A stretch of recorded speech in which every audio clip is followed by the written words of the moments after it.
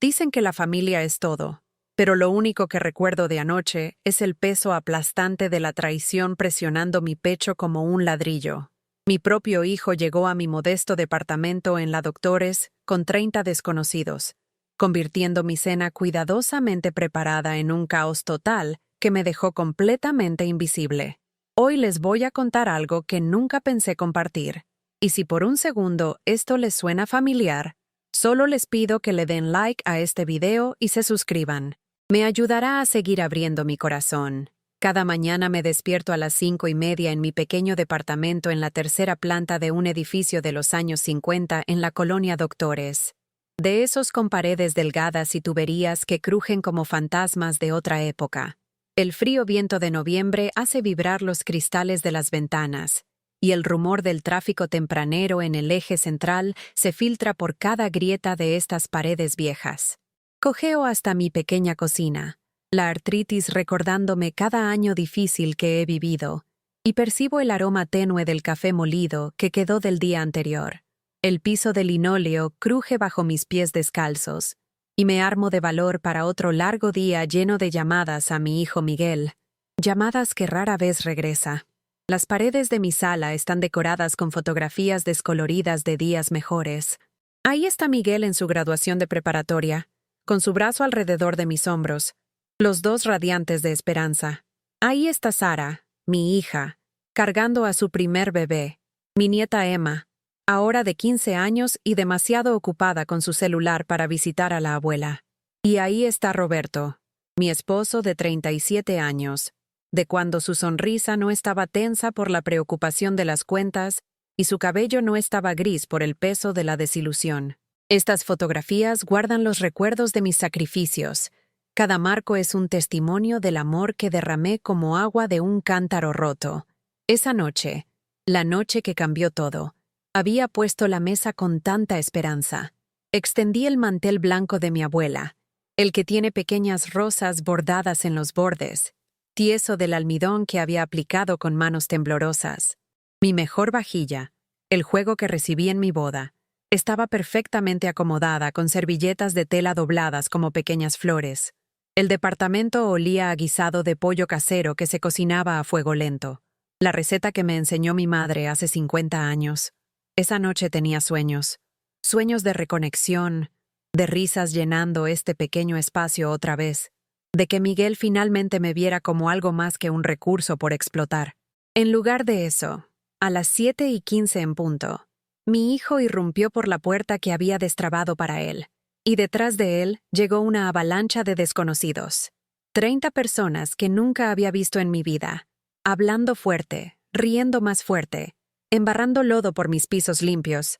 ¡Sorpresa, ma!, gritó Miguel, con los brazos extendidos como si estuviera anunciando un circo. Traje unos amigos a cenar.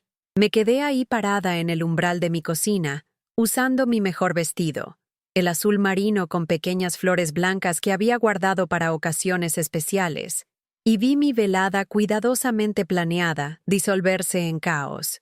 Jóvenes hombres y mujeres se derramaron por mi sala, chavos con mochilas y estudiantes universitarios con actitudes, todos hablando a la vez de qué padrísimo que la mamá de Mike estuviera dando una fiesta. Pero Miguel, susurré, mi voz apenas audible sobre el ruido, solo hice comida para 4 personas. Se encogió de hombros, ya dirigiéndose a mi refrigerador como si fuera suyo. No te preocupes, ma. Todos van a traer algo para compartir. Pero nadie había traído nada.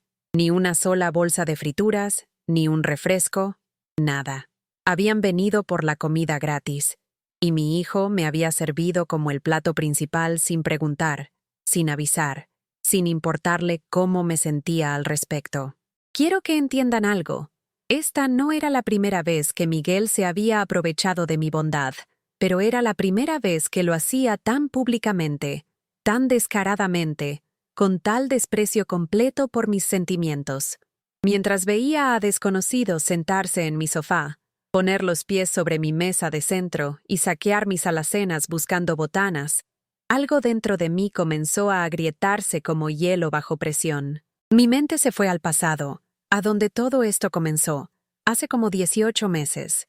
Cuando Miguel empezó lo que ahora reconozco como una campaña sistemática para drenarme por completo. Me había llamado un martes por la mañana en marzo, su voz tensa con esa mezcla familiar de desesperación y sentimiento de derecho que se había vuelto su sonido característico. «Ma, necesito ayuda», había dicho, y mi corazón inmediatamente se apretó porque sabía lo que venía. Otra vez me atrasé con la renta. Jennifer y yo tuvimos gastos inesperados, y si no consigo 2,000 pesos para el viernes, nos van a desalojar. 2,000 pesos. Recuerdo haber mirado mi estado de cuenta esa mañana, viendo los modestos ahorros que había juntado de mi trabajo de medio tiempo en el súper de la esquina, dinero que había estado guardando para un abrigo nuevo de invierno porque el mío tenía hoyos en los bolsillos. Pero Miguel necesitaba ayuda. ¿Y qué clase de madre sería si dejara que mi hijo se quedara sin hogar? Por supuesto, mi amor, le había dicho, ya calculando mentalmente cómo podía hacer la transferencia. Hoy mismo me encargo. Gracias, ma, había respondido, y pude escuchar el alivio en su voz.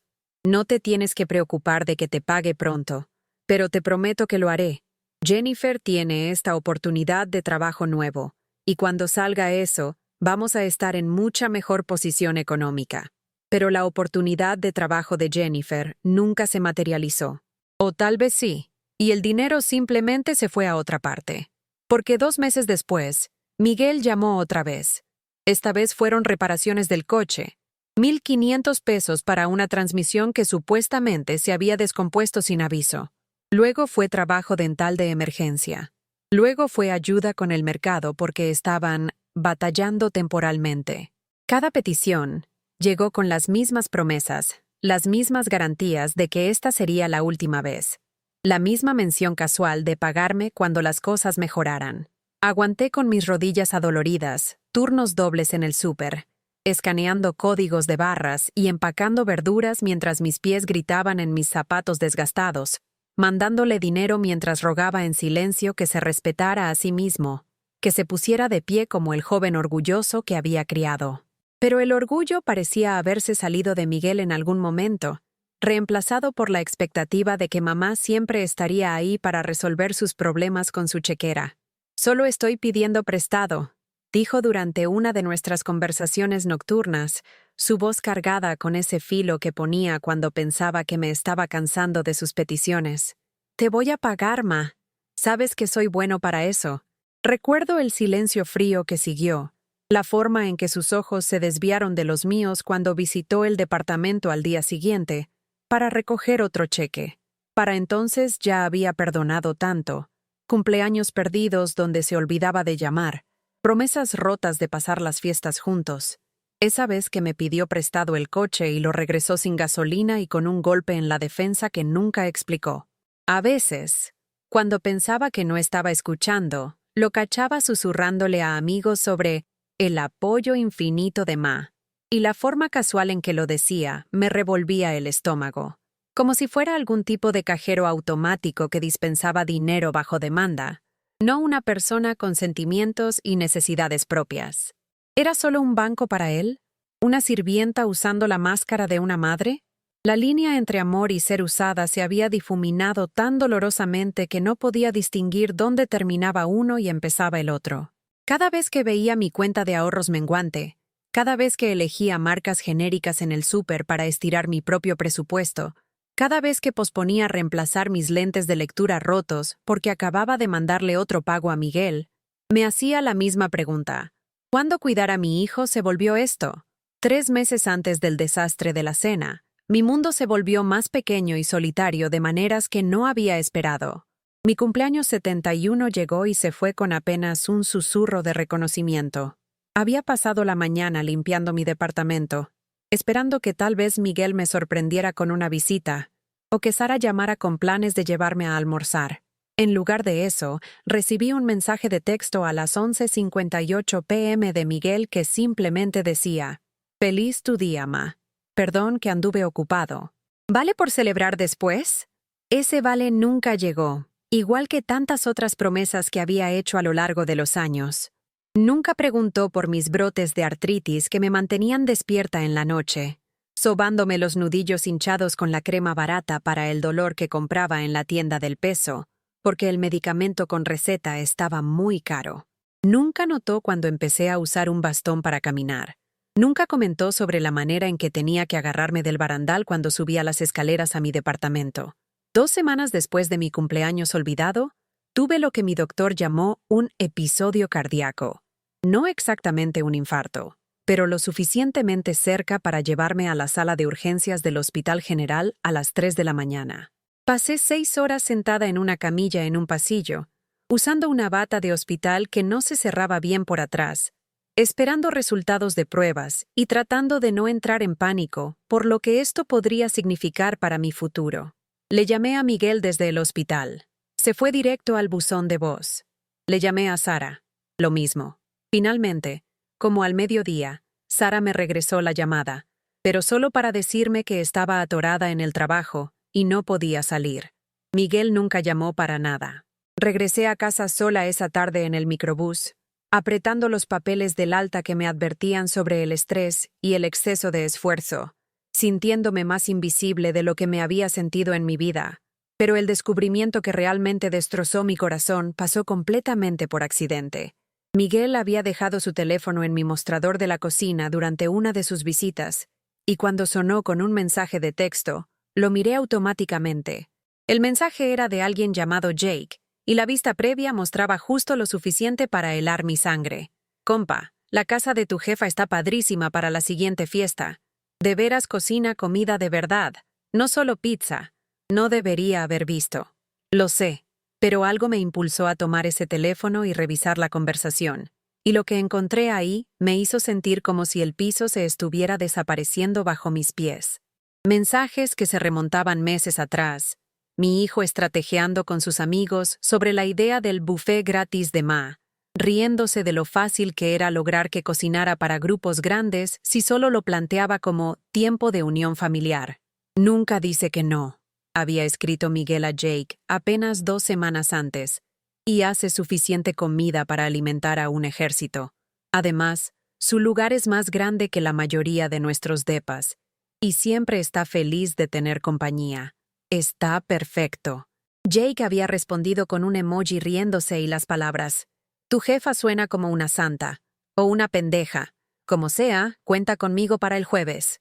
Sentí como si mi alma se partiera en dos mientras leía esas palabras. El teléfono temblaba en mis manos mientras revisaba más mensajes, cada uno revelando otra capa de cálculo detrás de las visitas recientes de mi hijo. Las invitaciones a cenar que había atesorado como señales de que quería pasar tiempo conmigo eran solo oportunidades para traer más y más amigos a comer mi comida y disfrutar mi hospitalidad sin dar nada a cambio. Esa noche me senté en mi tina con patas, el único lujo en mi modesto departamento, dejando que el agua caliente aliviara mis articulaciones adoloridas mientras las lágrimas corrían por mis mejillas. Apreté mi taza de té favorita, una pieza delicada con violetas pintadas que había sido de mi madre, hasta que aparecieron grietas como cabello en la porcelana. El sonido que hizo cuando finalmente se rompió fue tan pequeño, tan silencioso, igual que el sonido de mi propio corazón rompiéndose una y otra vez. Por primera vez en mi vida como madre, pensé, se acabó. Pero aún mientras ese pensamiento se formaba en mi mente, el miedo me arañó con dedos afilados. La soledad ya era una compañera tan amarga, sentada conmigo durante largas tardes cuando las únicas voces que escuchaba venían de mi televisor viejo. ¿En qué me convertiría sin Miguel y Sara y los nietos? ¿Qué era una madre sin hijos que la necesitaran? Esa noche guardé las fotos viejas, las que nos mostraban como una familia feliz en Six Flags, en las mañanas de Navidad, en fiestas de cumpleaños donde todos estaban sonriendo. Las puse en cajas y empujé esas cajas al closet de mi recámara, donde no tendría que verlas todos los días. Luego me paré frente al espejo de mi baño, viendo a la mujer cansada con ojos huecos que me devolvía la mirada, y apenas la reconocí. ¿Era amor lo que me mantenía encadenada a este ciclo de dar y recibir? ¿O era dolor disfrazado de amor, el tipo de apego tóxico que destruye al que da mientras habilita al que toma? No tenía respuestas esa noche, pero tenía preguntas, y a veces las preguntas son el primer paso hacia encontrar la fuerza para cambiar. La mañana después de descubrir esos mensajes de texto, Hice algo que nunca había hecho antes en mi relación de 30 años con mi hijo adulto. Lo confronté directamente. Miguel llegó como a las 10 de la mañana, supuestamente a checar cómo estaba, pero realmente a recoger un cheque que le había prometido para su recibo de luz. En lugar de dirigirme directamente a mi chequera como usualmente hacía, lo senté en mi mesa de la cocina y puse su teléfono entre nosotros. «Necesitamos hablar», dije, y mi voz sonó extraña a mis propios oídos, más estable de lo que me sentía por dentro. «Claro, ma. ¿Pero podemos hacerlo rápido? Voy a ver a Jennifer para almorzar, y ya sabes cómo se pone cuando llego tarde. No puedes simplemente traer desconocidos a mi casa sin preguntar», dije, las palabras saliendo antes de que perdiera el valor. «Y no puedes hablar de mí como si fuera algún tipo de recurso por usar». Su cara cambió entonces, la máscara casual cayéndose para revelar algo más duro por debajo. «¿De qué hablas?» Le mostré el teléfono, los mensajes aún abiertos en la pantalla. Sus ojos los revisaron rápidamente, y lo vi calcular su respuesta, tratando de averiguar cuánto podía negar. «Ellos también son familia, ma», dijo finalmente, encogiéndose de hombros como si no fuera gran cosa. «Los amigos son la familia que eliges, ¿no? Pensé que te gustaba tener gente. Siempre dices lo silencioso que se pone aquí». Me gusta tener gente cuando estoy preparada para eso», respondí, sorprendida de lo calmada que sonaba cuando por dentro estaba gritando. «Me gusta tener gente cuando están invitados, no cuando están descritos como gorrón aprovechándose del buffet gratis de ma». La cara de Miguel se puso roja, pero en lugar de disculparse, se puso peor. «Mira, perdón que viste eso, pero estás exagerando mucho. No es como si les hubiera cobrado entrada o algo así. Solo somos amigos pasando el rato, y a veces los amigos comparten comidas. Eso es normal». «Lo que no es normal», dije, levantándome despacio porque mis rodillas necesitaban tiempo para cooperar, «es planear fiestas en la casa de alguien más sin preguntar.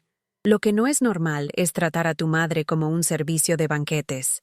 Ahí fue cuando llegó Sara, entrando con la llave que le había dado años atrás para emergencias. Debe haber sentido la tensión inmediatamente porque miró de un lado a otro entre Miguel y yo con la expresión que había usado de niña cuando sabía que estaba entrando a problemas. «¿Qué está pasando?», preguntó, dejando su bolsa cuidadosamente como si estuviera desactivando una bomba. «Mamá se está poniendo dramática por lo de la cena», dijo Miguel, su voz tomando esa cualidad quejumbrosa que me había molestado desde que tenía 16. «Está actuando como si hubiera cometido algún tipo de crimen por traer amigos». Sara me miró con ojos cansados que me recordaron demasiado a mi propio reflejo. «Tal vez mamá solo es chapada a la antigua con estas cosas, Miguel. Ya sabes cómo es su generación con la propiedad y los modales».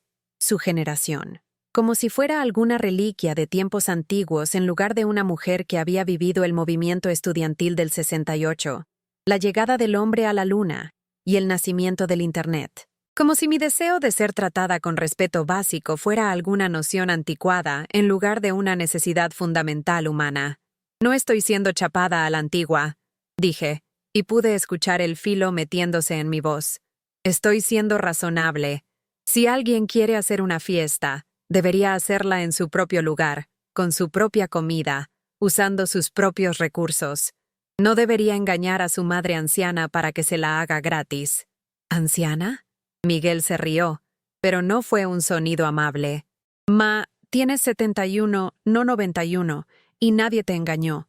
Te encanta cocinar. Te encanta tener la casa llena. Te estaba haciendo un favor. Un favor. Me estaba haciendo un favor al explotar mi hospitalidad y hablar de mí como una pendeja con sus amigos». La audacia de eso me cortó la respiración. Pero antes de que pudiera responder, Roberto salió de la recámara donde había estado viendo televisión y pretendiendo no escuchar nuestras voces alzadas. «¿De qué tanto grito?», preguntó, pero su tono sugería que realmente no quería saber. «Mamá está molesta por lo de la cena», explicó Sara, usando el mismo tono que usaría para describir la rabieta de un niño. «Piensa que Miguel debería haber preguntado antes de traer a sus amigos». Roberto suspiró, El suspiro largamente sufrido de un hombre que había estado casado conmigo 37 años y me había escuchado quejarme de nuestros hijos más veces de las que le importaba contar. Sara probablemente tiene razón, mi amor. Tal vez deberías estar agradecida de que él quiera incluirte en su vida social. La mayoría de hijos de la edad de Miguel no pasan nada de tiempo con sus madres. Agradecida. Debería estar agradecida de que mi hijo me estuviera usando. Debería estar agradecida de que mi casa se hubiera vuelto un restaurante gratis, sin mi consentimiento. Debería estar agradecida de que mis sentimientos y mis limitaciones financieras no significaran nada para las personas por las que había sacrificado todo. Ahí fue cuando la señora Ortiz tocó mi puerta. Elena Ortiz, mi vecina de al lado. Una mujer pequeña de 70 años con cabello plateado siempre recogido en un chongo pulcro y manos que olían a las rosas que cultivaba en botes de café en su escalera de incendios. Probablemente había escuchado la discusión a través de nuestras paredes delgadas y había venido a checarme, como hacen los buenos vecinos en edificios viejos, donde la privacidad es un lujo que nadie puede permitirse. «Disculpen», dijo cortésmente cuando Miguel abrió la puerta, «pero me preguntaba si le podía pedir un poco de azúcar prestada a María». Era una excusa transparente. Elena siempre tenía azúcar, igual que siempre tenía café y pan y cualquier otra cosa que una persona pudiera necesitar, pero también era un salvavidas. Entró a mi departamento con la confianza de alguien que pertenecía ahí. Examinó las caras tensas de mis familiares y me ofreció algo que no había sentido en meses: una aliada. «De hecho», dijo Elena, volteándose hacia mí con ojos gentiles que parecían verlo todo, «estaba pensando en hacer un té. María, ¿te gustaría acompañarme en mi escalera de incendios? El atardecer debería estar hermoso desde ahí esta noche». No era realmente una pregunta.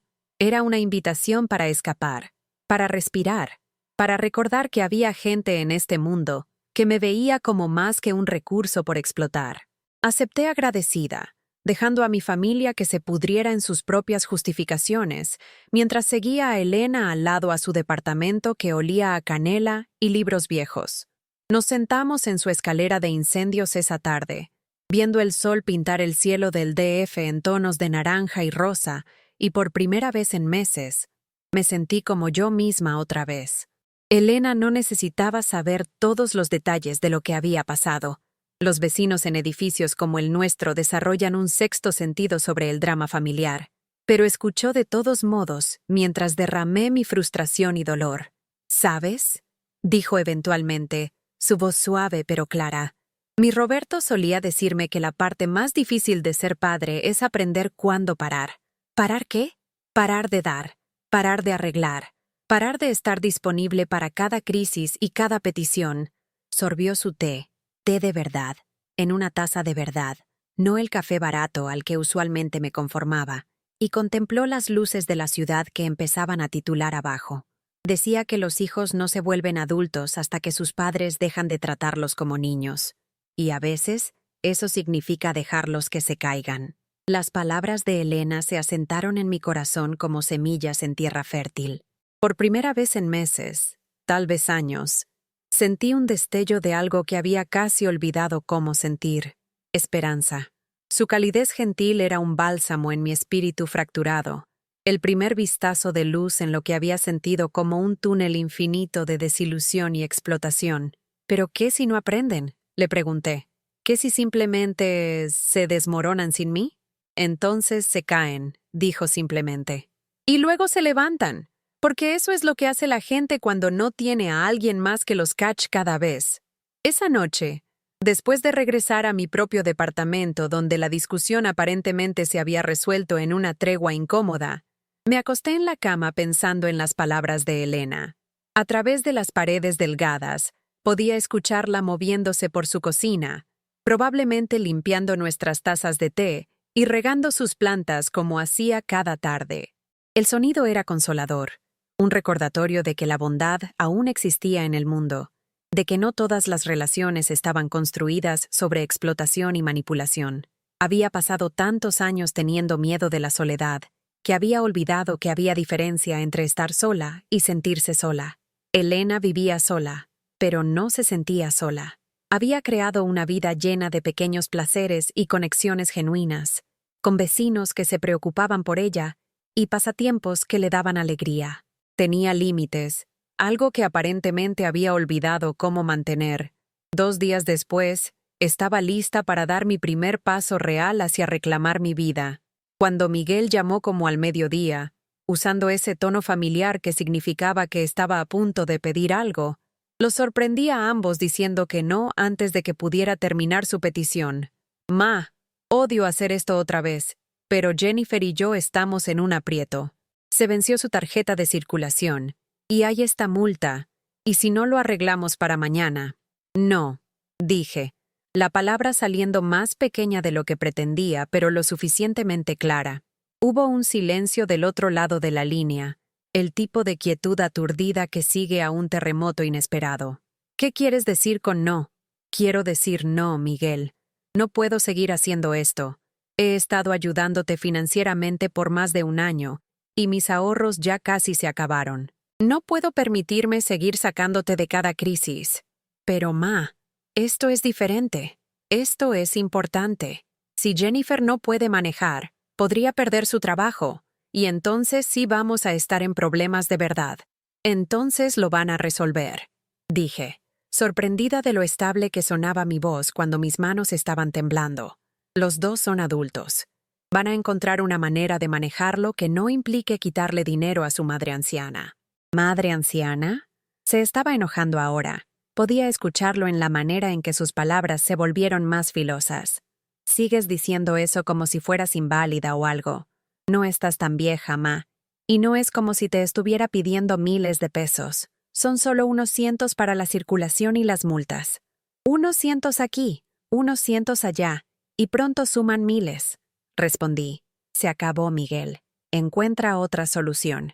Colgué antes de que pudiera discutir más, antes de que pudiera desgastar mi determinación con culpa y manipulación. Mis manos estaban temblando tanto que tuve que poner el teléfono cuidadosamente, como si estuviera hecho de vidrio en lugar de plástico. Esa tarde hice algo que nunca había hecho antes en mi vida adulta. Actué puramente en mi propio interés. Caminé 6 cuadras hasta la estación del metro, tomé el tren hacia el centro y encontré mi camino a una clínica legal que había visto anunciada en un tablón comunitario en el súper. El edificio no era nada lujoso, solo unas oficinas arriba de una tienda de abarrotes, pero la joven abogada que se reunió conmigo me trató con más respeto del que mi propia familia me había mostrado en meses. Quiero proteger mis finanzas, le dije, apretando mi cartera gastada y sintiéndome tonta por necesitar ayuda con algo que debería haber sido simple.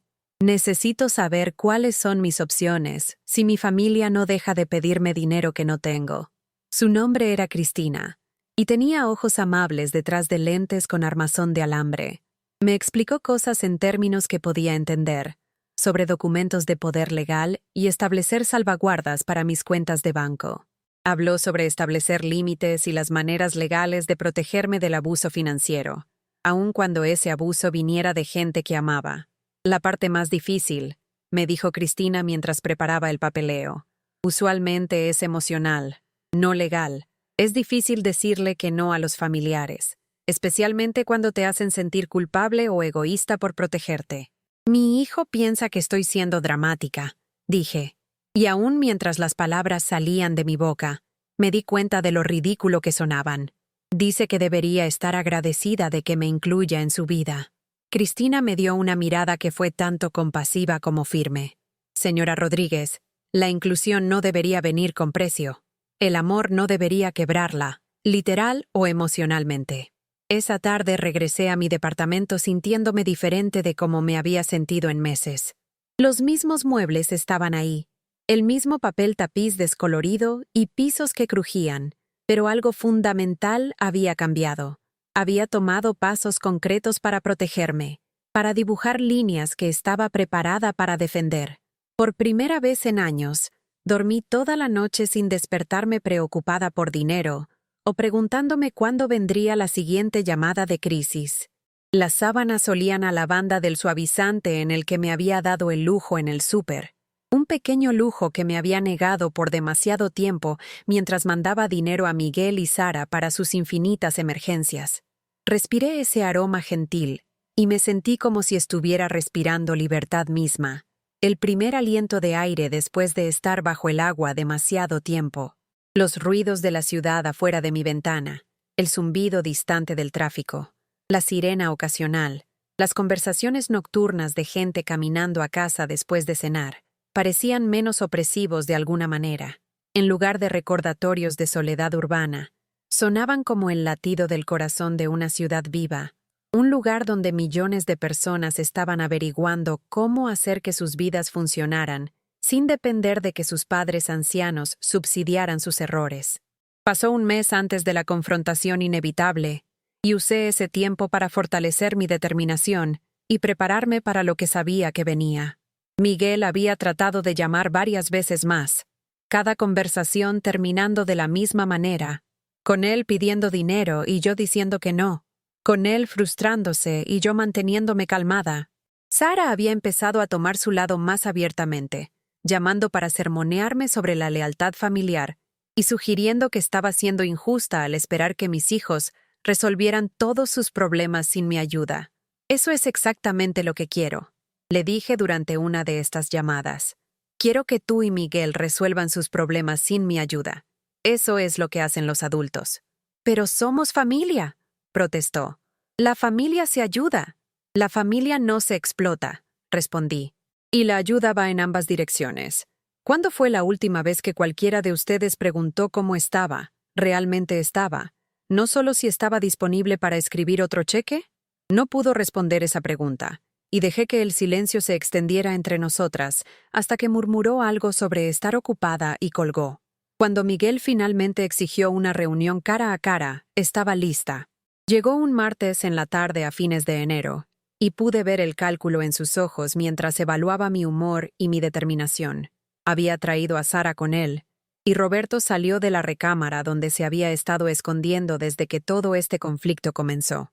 Había preparado la sala como un escenario para la actuación más importante de mi vida. Las fotos familiares estaban de vuelta, arregladas en la mesa de centro entre nosotros como evidencia en un juicio. Estaba la foto de su graduación universitaria, donde me estaba abrazando y agradeciéndome por todos los sacrificios que había hecho para pagar su colegiatura.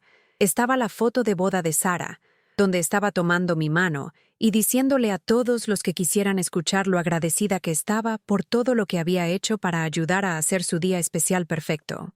Y estaba la más dolorosa de todas, una instantánea de la Navidad pasada, donde estábamos todos sentados alrededor de mi pequeña mesa del comedor, viéndose como la perfecta familia feliz, mientras por debajo de la superficie, el resentimiento y la explotación ya habían comenzado a calcificarse en algo venenoso.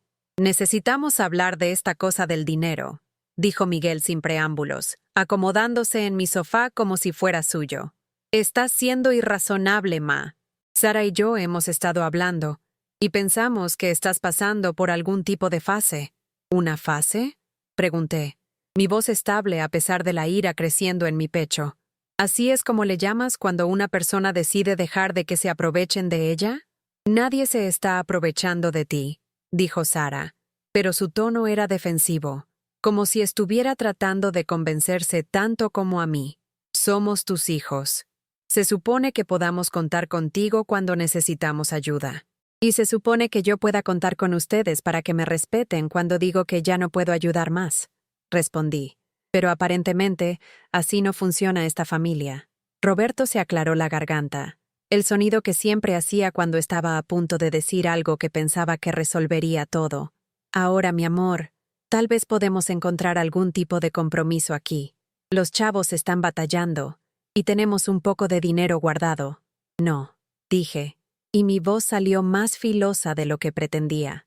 Roberto, no tenemos dinero guardado. Teníamos dinero guardado, antes de que me lo gastara todo en sus emergencias. Y ya no voy a hacer compromisos. Ahí fue cuando hice algo que los sorprendió a todos, incluyéndome a mí. Alcancé la foto familiar enmarcada de la Navidad pasada, la que donde todos nos veíamos tan felices y unidos, y con manos firmes, la rompí por la mitad. El sonido que hizo el papel al separarse fue más fuerte de lo que esperaba, como un pequeño trueno en el cuarto silencioso. Sus caras se congelaron en expresiones de sorpresa e incredulidad. Sara realmente jadeó, como si hubiera cometido algún sacrilegio imperdonable. La boca de Miguel se abrió, y Roberto me miró como si hubiera perdido la cabeza completamente. «Ya no voy a comprar amor», dije, mi voz clara y calmada mientras ponía los pedazos rotos de la fotografía en la mesa de centro entre nosotros. «Ya no voy a pagar por el privilegio de ser tratada como un cajero automático en lugar de como un ser humano. Respétenme o piérdanme». Abrí la pequeña caja fuerte donde guardaba mis documentos importantes y mi dinero de emergencia. La caja fuerte de la que solo yo sabía la combinación, y la cerré con ceremonia deliberada. El clic metálico de la cerradura sonó como si hiciera eco en el cuarto silencioso. «De ahora en adelante», continué, «mis finanzas son asunto mío. Mi hogar es mi santuario, no un restaurante gratis o un lugar para que se queden los amigos de ustedes. Y mi tiempo y energía son regalos que elijo dar, no obligaciones que pueden exigir». La cara de Miguel había pasado por varios cambios de color durante mi discurso, asentándose finalmente en un rojo profundo que sugería que estaba furioso o avergonzado, o ambos. «Ma, no puedes hablar en serio. Somos tu familia. Te necesitamos. Necesitan mi dinero», corregí. «Hay una diferencia». Sara probó un enfoque diferente, el que había usado exitosamente desde la infancia cuando quería algo de mí. Sus ojos se llenaron de lágrimas, y su voz se volvió suave y suplicante. «Ma, por favor no hagas esto. Sé que no hemos sido hijos perfectos, pero te amamos. ¿Eso no cuenta para nada?» «Por supuesto que cuenta», dije, y por un momento mi determinación vaciló, porque se veía tanto como la niñita que solía meterse a mi cama durante las tormentas. Pero amor sin respeto ya no es suficiente, y amor que solo aparece cuando necesitas algo no es amor para nada, es manipulación. Roberto hizo un último intento para restaurar el status quo que había funcionado tan bien para todos excepto para mí. «Mi amor, piensa en lo que estás haciendo. Estos son nuestros hijos. Si los cortas así, podrías perderlos para siempre».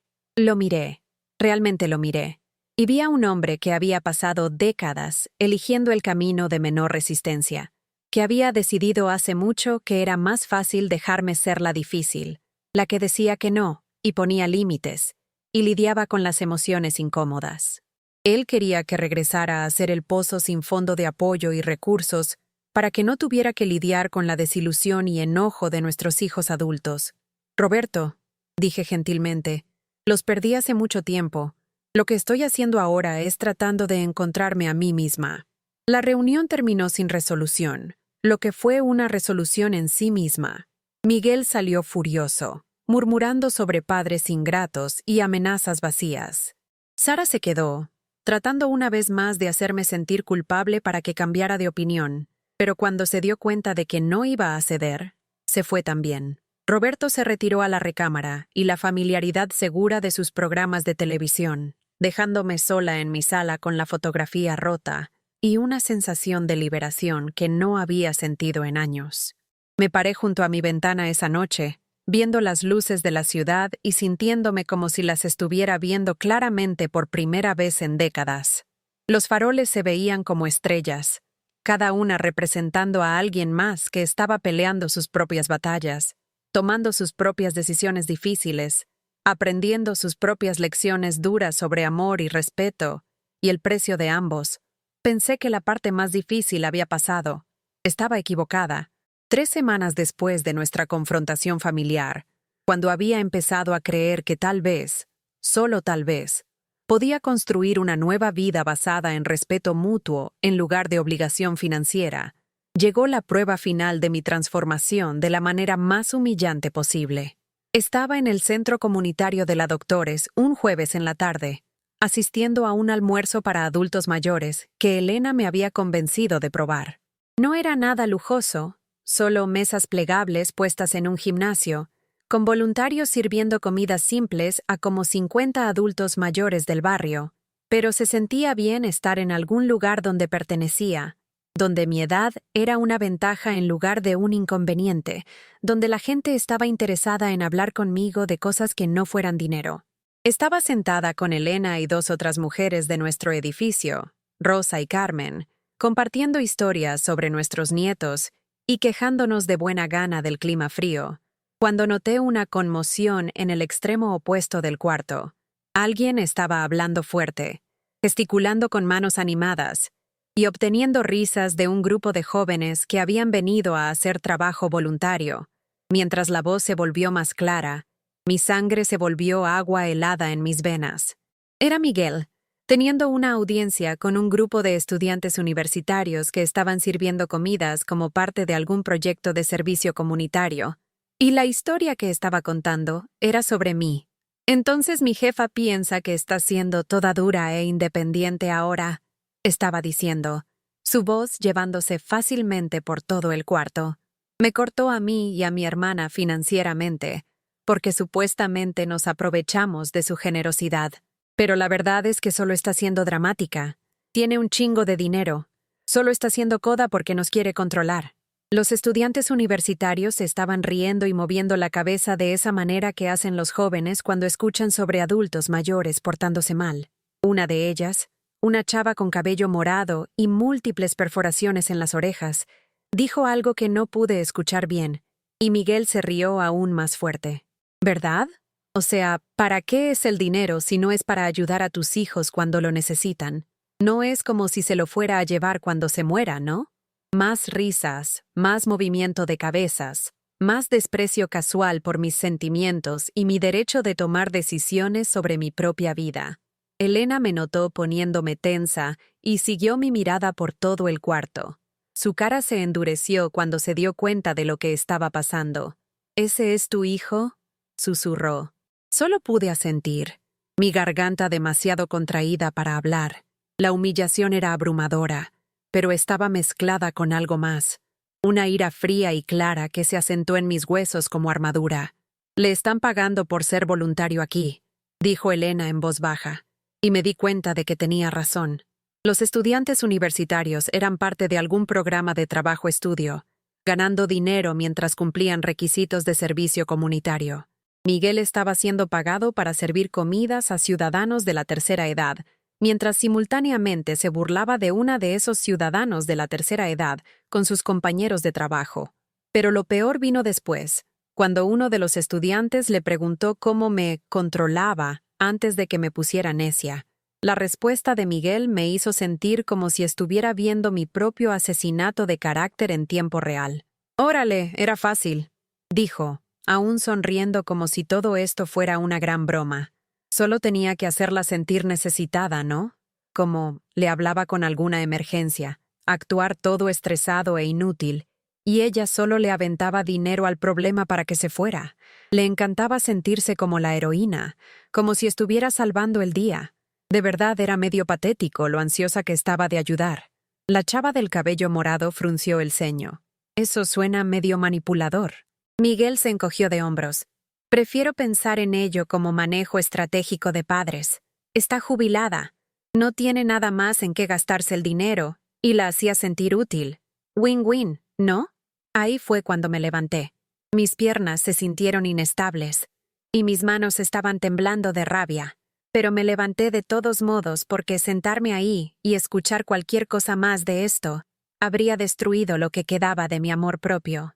Elena trató de agarrar mi brazo, probablemente preocupada de que fuera a hacer una escena, pero gentilmente me alejé de ella. Caminé por ese gimnasio con mi cabeza en alto, pasando a los otros ciudadanos de la tercera edad que estaban viendo curiosos, pasando a los voluntarios que estaban empezando a darse cuenta de que algo estaba pasando, directo hacia donde mi hijo estaba parado con sus nuevos amigos. «Miguel», dije, y mi voz fue estable y clara a pesar de la tormenta rugiendo dentro de mí. Se volteó, y el color se drenó de su cara cuando me vio parada ahí. Los estudiantes universitarios miraron de un lado a otro entre nosotros, de repente incómodos mientras se daban cuenta de que habían estado riéndose de la madre de alguien justo enfrente de ella. «Ma», dijo, y por un momento sonó como el niñito que solía esconderse detrás de mi falda cuando estaba en problemas. «No sabía que estabas aquí». Obviamente, respondí. De otra manera, tal vez habrías elegido un tema diferente de conversación. El silencio que siguió fue insoportable. La chava del cabello morado se veía como si quisiera desaparecer en el piso. Los otros voluntarios habían parado lo que estaban haciendo y estaban viendo nuestra interacción con el tipo de horror fascinado que la gente reserva para accidentes automovilísticos y desmoronamientos familiares. Solo quiero que sepas, dije, hablando directamente a Miguel, pero lo suficientemente fuerte para que todos escucharan, que todo lo que acabas de decir de mí es cierto. Sí hice que fuera fácil para ti aprovecharte de mí. Sí les aventé dinero a tus problemas, en lugar de requerir que los resolvieras tú mismo. Y sí, probablemente sí me veía patética en mi ansiedad por ayudar. Miguel abrió la boca para protestar, pero levanté mi mano para pararlo. Pero aquí está lo que entendiste mal, continué. No era estrategia de tu parte, era amor de la mía. Y no era win-win, porque yo me estaba perdiendo un poquito más cada vez que decía que sí cuando debería haber dicho que no. Lo único patético aquí es que me tomó 71 años darme cuenta de que comprar la atención de alguien no es lo mismo que ganarse su amor. Me volteé para dirigirme a los estudiantes universitarios, que me estaban viendo con ojos muy abiertos. Y solo para que sepan, no hay nada gracioso sobre el abuso financiero de ancianos, aun cuando la persona anciana sea cómplice en ello. Algún día, si tienen suerte, también van a ser viejos. Espero que cuando llegue ese día, la gente que amen los trate con más respeto del que mi hijo me ha mostrado a mí. Luego me fui, dejando a Miguel que se explicara a sus compañeros de trabajo y dejando todo el cuarto en silencio aturdido. Mis manos aún estaban temblando, pero era un tipo diferente de temblor ahora. No miedo o vergüenza, sino la réplica de finalmente defenderme de una manera que importara. Elena me alcanzó en el estacionamiento, un poco sin respiración por apurarse para mantener el paso con mi salida sorprendentemente rápida. «María», dijo, «eso fue magnífico». «Eso fue horrible», respondí, pero aún mientras lo decía, me di cuenta de que no lo decía completamente en serio. Había sido horrible y magnífico al mismo tiempo, como tantos de los momentos más importantes de la vida. «Probablemente va a estar enojado», dijo Elena mientras caminamos hacia la parada del camión. «Ha estado enojado conmigo por semanas», señalé. «La única diferencia ahora es que no me importa». Y esa era la verdad, me di cuenta. Genuinamente no me importaba si Miguel estaba enojado o avergonzado o frustrado por mi comportamiento. Sus sentimientos sobre mis decisiones ya no eran mi responsabilidad manejar. El alivio de esa realización fue tan profundo que casi me reí en voz alta ahí mismo en la esquina.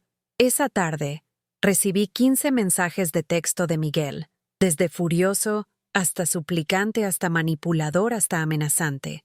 Los leí todos, y luego bloqueé su número.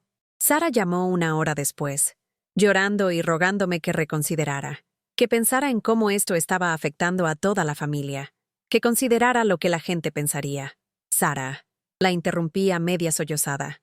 «Lo que la gente piense sobre mi relación con mis hijos adultos ya no es mi preocupación. Lo que tú y Miguel hagan con sus vidas ya no es mi preocupación. La única persona de la que soy responsable es de mí misma. Y finalmente estoy aprendiendo cómo manejar esa responsabilidad». Me colgó, pero no antes de decirme que estaba siendo cruel y egoísta, y que me iba a arrepentir de esta decisión cuando fuera realmente vieja y no tuviera a nadie que me cuidara. Tal vez tenía razón. Tal vez terminaría sola en algún asilo, olvidada por mi familia, dependiendo de extraños para cuidado y compañía.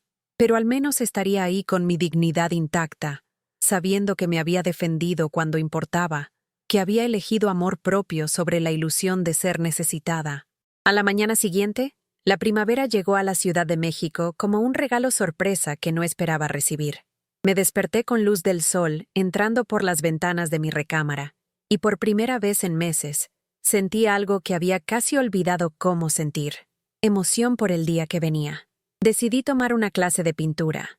La idea se me ocurrió mientras tomaba mi café matutino, sentada en mi mesa de la cocina y viendo la pared en blanco donde solía tener una foto familiar. En lugar de tristeza, sentí posibilidad. En lugar de vacío, vi potencial. La Academia de Artes de San Carlos ofrece clases para ciudadanos de la tercera edad a precio reducido, y había estado secretamente envidiosa de los paisajes de acuarela de Elena por meses. Esa mañana, llamé y me inscribí en un taller de pintura para principiantes que se reunía cada sábado en la mañana en el centro. «María», dijo Elena cuando toqué su puerta para compartir las noticias. «¡Qué maravilloso! He querido tomar una clase ahí por años, pero me daba nervios ir sola. ¿Te gustaría que fuéramos juntas?», pregunté. Y la manera en que su cara se iluminó me recordó que aún había gente en el mundo que valoraba mi compañía, por razones que no tenían nada que ver con mi cuenta de banco. Tomamos el metro hacia el centro ese primer sábado.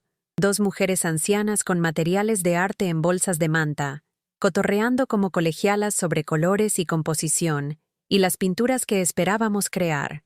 El estudio olía a pintura al óleo y aguarrás y posibilidad, y me sentí más en casa ahí de lo que me había sentido en mi propio departamento en meses.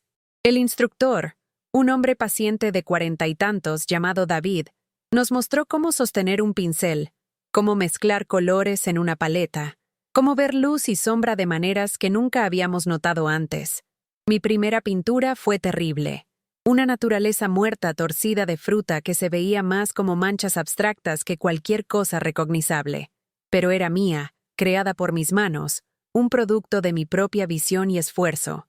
«Tienes buenos instintos», me dijo David después de la clase, estudiando mi lienzo con la atención seria de alguien que veía potencial donde yo solo veía errores. «Con práctica, realmente podrías desarrollar algo especial aquí». Nadie me había dicho que tenía potencial para nada en años. El cumplido se asentó en mi corazón como miel tibia, dulce y nutritiva y completamente inesperada. Redecoré mi departamento esa primavera, no con muebles caros o ayuda profesional, sino con pequeños cambios que reflejaban la persona que me estaba volviendo, en lugar de la persona que había sido. Compré flores frescas cada semana de la tienda de la esquina, narcisos brillantes y tulipanes alegres que llenaron mi sala de color y vida. Reemplacé las cortinas descoloridas con unas en amarillo suave, un color que hizo que todo el espacio se sintiera más grande y más acogedor. La pared donde solían colgar las fotos familiares se volvió una galería para mis pinturas. No eran obras maestras, pero eran prueba de algo importante, que aún estaba creciendo, aún aprendiendo, aún capaz de crear belleza en el mundo. Elena a menudo se paraba a ver mi trabajo más reciente y siempre encontraba algo alentador que decir sobre mi progreso. Una tarde tibia en mayo, nos sentamos junto a mi ventana de la cocina con copas de vino de verdad, no el jerez barato para cocinar que solía comprar, viendo la vida de la calle desenvolverse 3 pisos abajo. Parejas jóvenes caminaban tomados de la mano hacia el metro. Niños jugaban víbora de la mar en la banqueta, mientras sus padres los vigilaban desde portones y escaleras de incendios. La ciudad zumbaba con la energía de gente viviendo sus vidas, persiguiendo sus sueños, tomando sus propias decisiones sobre lo que importaba. ¿Los extrañas?, preguntó Elena gentilmente, y supe que estaba hablando de mi familia. Extraño la idea de ellos, dije después de pensarlo un rato. Extraño la esperanza que solía tener de que las cosas pudieran ser diferentes, de que el amor pudiera ser suficiente para superar todo lo demás. Pero no extraño la relación real que teníamos, porque ni siquiera era una relación para nada. Era un arreglo de negocios disfrazado de amor. ¿Piensas que alguna vez cambien?, me preguntó. Tal vez, dije, viendo a una madre joven empujar una carriola por la banqueta mientras hablaba animadamente por su teléfono. La gente puede cambiar si lo quiere lo suficiente, pero tienen que quererlo para ellos mismos, no porque alguien más lo esté exigiendo. Y no puedo esperar esperando que lo entiendan. Elena asintió, comprensión irradiando de sus ojos oscuros. Había criado a sus propios hijos, enterrado a su propio esposo, navegado sus propias desilusiones y descubrimientos. Sabía que amar a alguien a veces significa aceptar que no puedes salvarlos de ellos mismos. Esa noche dormí pacíficamente bajo sábanas que olían a lavanda, en una recámara decorada con mis propias pinturas, en un departamento que me pertenecía completamente. Los sonidos de la ciudad afuera de mi ventana, sirenas y claxones y conversaciones nocturnas, Sonaron como una canción de cuna. El latido del corazón de un lugar donde millones de gente estaban averiguando cómo ser ellos mismos en un mundo que constantemente trataba de decirles quiénes deberían ser. 6 meses después de que había roto esa foto familiar por la mitad, era una persona diferente viviendo una vida diferente. No dramáticamente diferente, no irreconociblemente transformada, pero fundamentalmente cambiada de maneras que importaban. Me despertaba cada mañana con un sentido de propósito, que no tenía nada que ver con las necesidades o crisis de nadie más. Iba a clases de pintura y almuerzos del Centro de Adultos Mayores y reuniones de la Asociación de Vecinos porque quería, no porque estaba tratando de llenar los espacios vacíos dejados por relaciones disfuncionales. Me había hecho amiga de otras mujeres en mi edificio, mujeres como Carmen, que se había divorciado de su esposo adicto al juego a los 68 y ahora estaba aprendiendo a bailar salsa, y Rosa, que había empezado un pequeño negocio vendiendo tamales caseros después de que sus hijos adultos le dijeron que estaba muy vieja para trabajar. Todas nos estábamos reinventando en nuestros 70s, todas descubriendo que nunca era demasiado tarde para elegir dignidad sobre desesperación. La presión financiera que había consumido tanta de mi energía mental se había ido. Sin el drenaje constante de las emergencias y peticiones de Miguel, mi ingreso modesto era realmente suficiente para mis necesidades modestas. Podía permitirme pequeños lujos otra vez: buen café, flores frescas, materiales de arte, ocasionalmente una película o cena fuera. Más importante, podía permitirme ser generosa en mis propios términos, contribuyendo a causas en las que creía en lugar de financiar la irresponsabilidad de gente que daba mi generosidad por sentada. Había mandado una donación al centro comunitario donde Miguel me había humillado, específicamente marcada para su programa de comidas para adultos mayores. Se sintió bien dar dinero a algo que valía la pena, algo que genuinamente ayudaría a gente en lugar de habilitar patrones destructivos. La nota de agradecimiento que recibí del director del programa fue más significativa que cualquier gratitud que hubiera recibido de mi propia familia.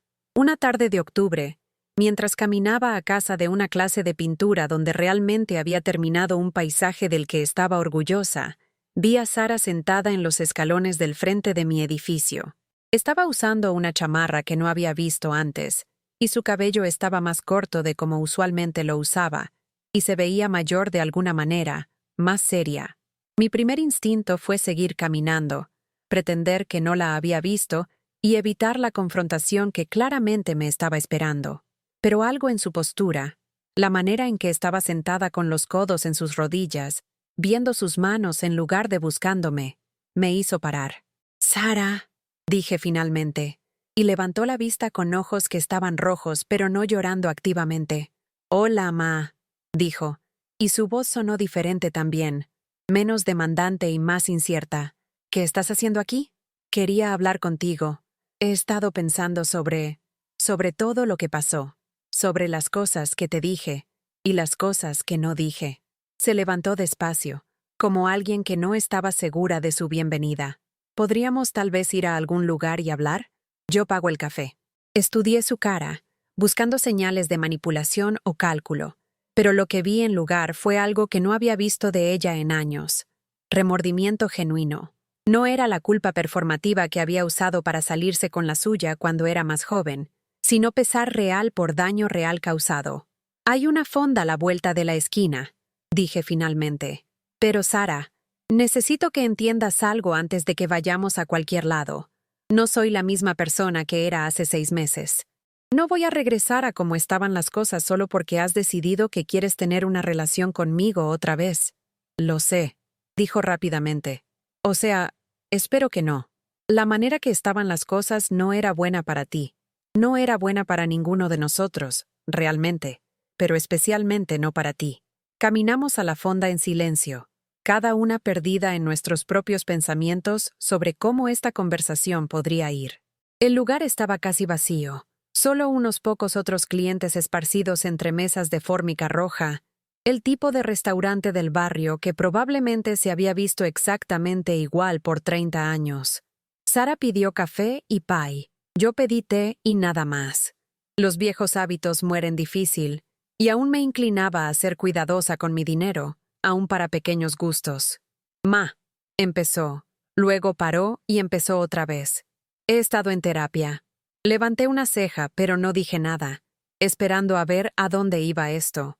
La terapeuta me pidió que pensara en mi relación contigo desde tu perspectiva, que me imaginara cómo se sentía que constantemente me pidieran ayuda y nunca me preguntaran cómo estaba. Sara revolvió azúcar en su café con concentración innecesaria. Fue revelador. ¿Cómo? Me di cuenta de que no había preguntado sobre tu salud, tus intereses, tus sentimientos, tu vida en general por años, tal vez décadas. Cada llamada telefónica era sobre algo que necesitaba, algún problema que quería que resolvieras, alguna crisis que esperaba que arreglaras con tu tiempo o dinero o ambos. Tenía razón, por supuesto, pero escucharla reconocerlo fue de alguna manera tanto validante como doloroso. Y me di cuenta de que ya no te conocía realmente. Te conocía como mi madre, como alguien que se suponía estuviera disponible para mí cuando necesitara algo, pero no te conocía como persona. No sabía qué te gustaba hacer para divertirte, cuáles eran tus sueños, qué te hacía feliz o triste o emocionada. Lágrimas estaban empezando a formarse en sus ojos otra vez, pero no las dejó caer. Ni siquiera sabía que estabas tomando clases de pintura hasta que la señora Ortiz se lo mencionó a Carmen, y Carmen le dijo a Rosa, y Rosa me dijo a mí. La red de chismes del barrio estaba viva y bien, aparentemente. Hice una nota mental de ser más cuidadosa sobre lo que compartía con Elena si no quería que se transmitiera a todo el edificio. ¿Por qué me estás diciendo esto ahora?, pregunté. Porque te quiero conocer, dijo Sara simplemente. Quiero tener una relación real contigo, no solo una transaccional. Quiero preguntar cómo estás y realmente escuchar la respuesta. Quiero escuchar de tus pinturas y tus amigos, y cualquier otra cosa que esté pasando en tu vida. ¿Y si ya no estoy interesada en prestarte dinero? Entonces ya no me prestas dinero, dijo, y su voz fue estable. Ma, conseguí un segundo trabajo. Averigüé cómo manejar mis gastos sin estar constantemente corriendo hacia ti por ayuda. No fue fácil, y significó hacer algunos sacrificios que no quería hacer, pero fue bueno para mí. Debería haberlo hecho años atrás. Sorbí mi té y estudié la cara de mi hija, tratando de decidir si este cambio era real o si era solo otra forma más sofisticada de manipulación. Parecía sincera, pero había parecido sincera antes, también. ¿Qué hay de Miguel?, pregunté. La expresión de Sara se oscureció. Miguel sigue siendo Miguel. Está enojado contigo, enojado conmigo por venir aquí, enojado con el mundo en general por no darle lo que piensa que merece. No está listo para tomar responsabilidad por sus propias decisiones todavía. ¿Y tú sí? Estoy tratando, dijo. Sé que te lastimé, Ma. Sé que me aproveché de tu amor y tu generosidad, y sé que tal vez sea demasiado tarde para arreglarlo. Pero quiero intentar. Si estás dispuesta a dejarme. Pensé en las rosas de Elena, cómo me había explicado que algunas plantas necesitan ser podadas severamente antes de que puedan crecer bien otra vez. A veces lo que parece destrucción es realmente preparación para crecimiento nuevo. Estoy dispuesta a intentar, dije finalmente, pero las cosas van a ser diferentes. Espero que sí, dijo Sara, y por primera vez desde que había empezado a hablar, sonrió. ¿Diferente suena bien? Pasamos las siguientes 2 horas hablando de cosas que nunca habíamos discutido antes. Me contó sobre su trabajo, su matrimonio, sus miedos sobre criar adolescentes en un mundo que parecía cada vez más caótico e impredecible. Le conté sobre mis clases de pintura, mis nuevas amistades, mis planes de tomar un viaje de fin de semana a Cuernavaca con Elena en la primavera. ¿Cuernavaca?, dijo, viéndose sorprendida. Ma, eso es caro. Me lo puedo permitir, respondí calmadamente. Cuando dejas de gastarte el dinero en las emergencias de otra gente, es increíble cuánto te queda para tus propios sueños. Se rió, realmente se rió, y fue un sonido que no había escuchado de ella en años. Suenas diferente, más feliz. Soy más feliz, dije, y me di cuenta de que era cierto. Me tomó mucho tiempo averiguar que se me permitía ser feliz. que hacer a otra gente feliz a costa de mi propio bienestar no era noble, era autodestructivo. Cuando salimos de la fonda esa tarde, Sara me abrazó para despedirse, y se sintió diferente de los abrazos obligatorios que habíamos compartido en reuniones familiares por años. Este abrazo se sintió genuino, como si viniera de una persona que realmente se preocupaba por mí en lugar de alguien que estaba pasando por las mociones de afecto filial. ¿Puedo llamarte sometime?, preguntó. No porque necesite algo, solo para platicar. Me gustaría, dije. Y me di cuenta, mientras la veía caminar hacia la estación del metro, que realmente me gustaría. No la versión vieja de Sara que me veía como un recurso por manejar, sino esta versión nueva que parecía interesada en verme como un ser humano con mis propias esperanzas y miedos y sueños. Miguel nunca volvió. Durante los meses siguientes, escuché noticias de él a través de la red del barrio. Se había mudado con una novia que aparentemente tenía más dinero que sentido. Había sido despedido de su trabajo en el centro comunitario por comportamiento inapropiado. Había empezado un negocio en línea que probablemente era algún tipo de estafa.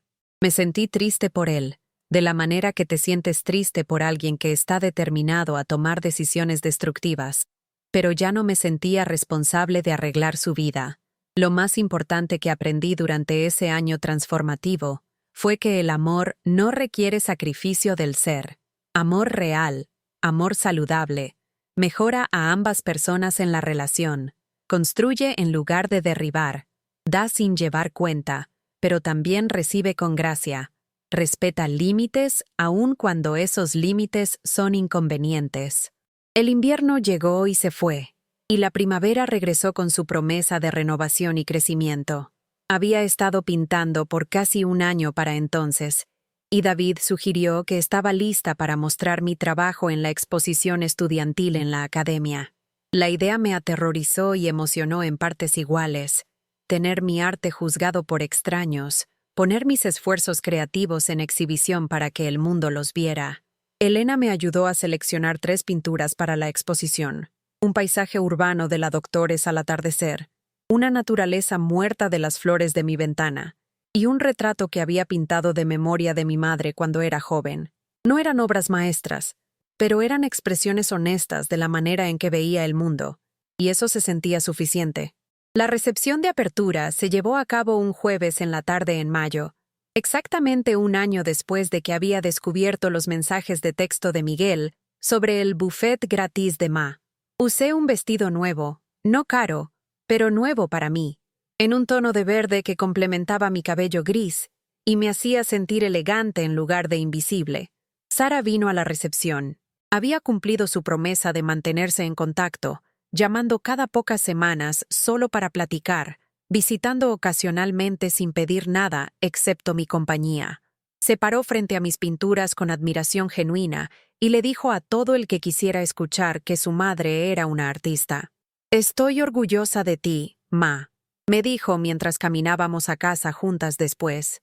No solo por las pinturas, sino por todo, por defenderte, por construir una vida que te hace feliz, por mostrarme cómo se ve respetarte a ti misma. No fue fácil, le dije. Hubo momentos cuando pensé que estaba cometiendo un error terrible, cuando la soledad se sintió como que me podría matar. Pero la superé. La superé porque finalmente me di cuenta de que estar sola era mejor que ser usada, y sentirse sola era mejor que ser invisible en mi propia vida. Mientras llegamos a mi edificio, miré hacia las ventanas de mi departamento del 3er piso, brillando cálidamente en la oscuridad. Elena probablemente estaba en su cocina, cuidando sus plantas y preparándose para las pequeñas aventuras del mañana. Carmen probablemente estaba practicando sus pasos de salsa en su sala. Rosa probablemente estaba probando nuevas recetas de tamales en preparación para las ventas del fin de semana. Todas éramos mujeres que habían aprendido, más tarde de lo que habríamos deseado, pero no demasiado tarde para importar, que se nos permitía ocupar espacio en el mundo. Se nos permitía tener necesidades y deseos y límites. Se nos permitía decir que no sin justificarnos, decir que sí sin sacrificarnos, construir vidas basadas en nuestros propios valores en lugar de las expectativas de otra gente. Ahora, mientras me siento junto a mi ventana de la cocina en esta tarde silenciosa de domingo, viendo el atardecer pintar el cielo en tonos de naranja y dorado, puedo ver mi maleta junto a la puerta, empacada y lista para la aventura de mañana. Elena y yo vamos a tomar ese viaje a Cuernavaca que hemos estado planeando por meses. 3 días de brisas de montaña y galerías de arte y restaurantes donde nadie nos va a pedir nada, excepto nuestra orden. Los estados de cuenta de mi cuenta de banco están esparcidos en mi mesa de la cocina, mostrando un balance que me hace sonreír. No porque me haya vuelto rica, sino porque cada peso en esa cuenta es mío para gastar en cosas que me dan alegría en lugar de cosas que drenan mi espíritu.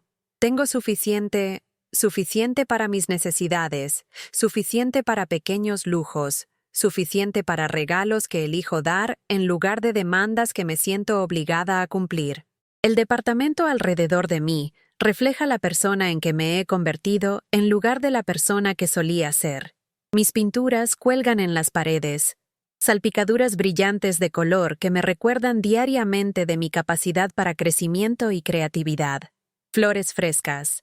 Esta semana son girasoles del tianguis, iluminan cada cuarto.